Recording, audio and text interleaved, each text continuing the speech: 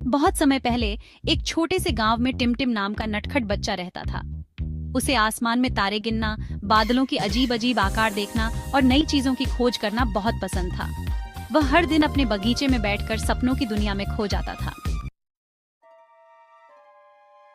एक दिन बारिश के बाद आसमान में एक चमकदार इंद्रधनुष दिखाई दिया।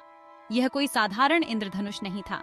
इसकी चमक इतनी तेज थी कि टिमटिम की आंखें चौंधिया गईं और उसमें से हल्की हल्की घंटियों की आवाज आ रही थी। टिमटिम को लगा कि इसमें जरूर कोई जादू है। उत्सुकता में वह इंद्रधनुष के पास दौड़ गया। जैसे ही वह करीब पहुंचा, एक सफेद प्यारा खरगोश इंद्रधनुष से बाहर निकला। नमस्ते टिमटिम। तुम मुझे जानते हो? हाँ, मैं कोको हूँ। ये जादुई इंद्रधनुष तुम्हें ऐसी जगह ले जा सकता है जहाँ तुम्हारी कल्पना भी नहीं पहुँच सकती। क्या तुम तैयार हो? हाँ, बिल्कुल। यह सब देखकर टिमटिम चकित रह गया। कोको ने उसका हाथ पकड़ा और दोनों इंद्रधनुष के अंदर चले गए। वे रंग बिरंगे रास्तों पर फिसलते हुए एक अनोखी जगह पहुंचे। यह जगह इंद्रधनुष लोक थी। यहाँ कैंडी और चॉकलेट के पेड़ थे, दूध की नदियां बह रही थीं और फूलों की जमीन हर कदम पर अलग अलग रंगों में खिल रही थी। वहाँ टिमटिम को कोको के और भी दोस्त मिले। लीला, जो गाने वाली चिड़िया थी, हर समय सुंदर गाने गाती थी। नमस्ते टिमटिम, मैं लीला हूँ। क्या तुम मेरे साथ गाना गाना चाहोगे?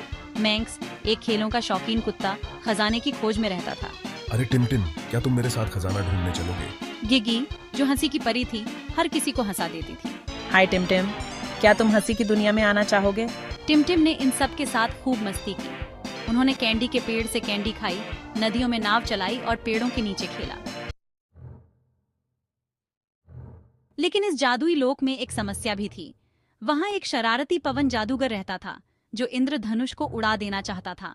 कोको, क्या हम पवन जादूगर को रोक सकते हैं? हाँ टिमटिम, हमें मिलकर कुछ करना होगा। वह बोला, अगर इंद्रधनुष खत्म हो गया तो यह पूरी दुनिया भी खत्म हो जाएगी। टिमटिम, हमें पवन जादूगर को रोकना होगा। टिमटिम ने हिम्मत दिखाई और अपने नए दोस्तों के साथ योजना बनाई। गाते हुए मैं अपनी मीठी आवाज से पवन जादूगर का ध्यान भटकाऊंगी और मैं नक्शे का लालच देकर उसे उलझा दूंगा।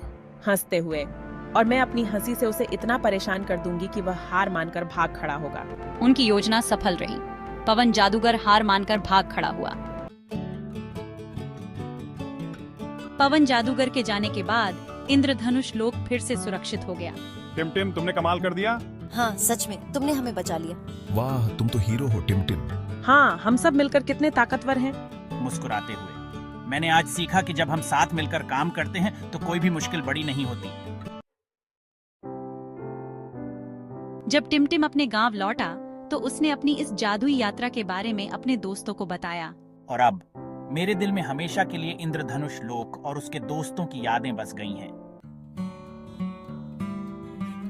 शिक्षा, यह कहानी हमें सिखाती है कि साहस, दोस्ती और मिलजुल कर काम करने से हर समस्या का समाधान हो सकता है।